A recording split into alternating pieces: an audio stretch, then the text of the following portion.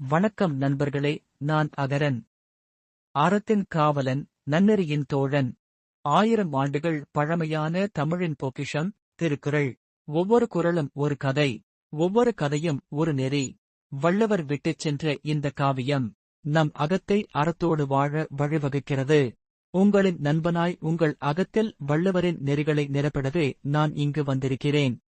நான் அகரன், அறத்தின் காவலன், நன்னெறியின் தோழன், தமிழின் வீரப்புதல்வன்.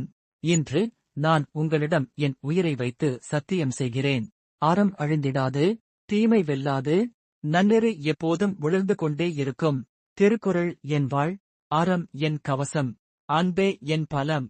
நண்பர்களே, என்னுடன் பயணிக்கிற நீங்கள் நல்ல மனிதர்களாக மட்டும் அல்ல, இந்த உலகை மாற்றும் ஒளியாகவும் விளங்குவீர்கள்.